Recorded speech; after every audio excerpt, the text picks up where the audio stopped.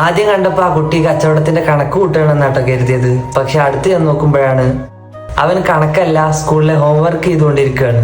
പ്രാരാബ്ദങ്ങൾക്കിടയിൽ റോഡരികിൽ കീച്ചെയിനുകൾ വിൽക്കുന്ന ഒരു 8ാം ക്ലാസ്സുകാരൻ കച്ചവടത്തിനിടയിലും പഠനം മാത്രം കൈവിട്ടില്ല. അടുത്ത് ചെന്ന് അദ്ദേഹം സംസാരിച്ചപ്പോൾ അവൻ പറഞ്ഞ വാക്കുകൾ നമ്മുടെയൊക്കെ ഹൃദയം കീറുന്ന വാക്കുകളാണ്.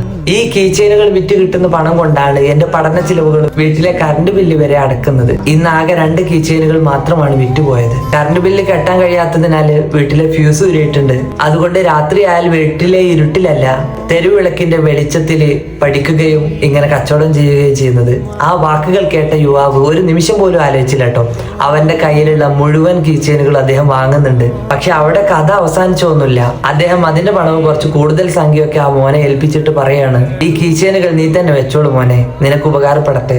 നീ ഇപ്പൊ വീട്ടിൽ പോകണം, നാളെ പുലരുമ്പോ നിന്റെ കറണ്ട് ബില്ല് അടക്കണം. ഇനി നിന്റെ വീട്ടിലെ വെളിച്ചത്തിൽ മനസമാധാനത്തോടു കൂടി നീ പഠിക്കണം കേട്ടോ എന്ന് പറയുന്നുണ്ട്. അപ്പൊ അവൻ പറയുന്നുണ്ട്, നന്നായിട്ട് പഠിച്ച് നല്ലൊരാളാവണം എന്ന് എനിക്ക് ആഗ്രഹമുണ്ട് എന്ന്. ആ നിമിഷം ആ കുട്ടിക്ക് കിട്ടിയത് വെറും പണം മാത്രമായിരുന്നില്ല കേട്ടോ. ഇനി തന്റെ സ്വപ്നങ്ങൾക്ക് ഇരുട്ടല്ല, മുന്നിൽ ദീപ്തമായ പ്രകാശമാണെന്ന് ആ കുട്ടി തിരിച്ചറിയുന്നുണ്ട്. ഈ വീഡിയോ നമ്മുടെ കുട്ടികളെയും കാണിക്കണം. കാരണം എല്ലാ സൗകര്യങ്ങളും ഉണ്ടായിട്ടും പഠിക്കാൻ മടിക്കുന്ന മക്കളുണ്ട്. അവർക്കൊക്കെ നമ്മൾ പഴയ കാലത്തെ അബ്രഹാം ലിങ്കന്റെയും അബ്ദുൽ കലാം സാറിന്റെയും അംബേദ്കറുടെ ഒക്കെ സ്ട്രീറ്റ് ലൈറ്റിൽ ഇരുന്ന കഥകളൊക്കെ പറഞ്ഞു കേട്ടിട്ടുണ്ടാവും.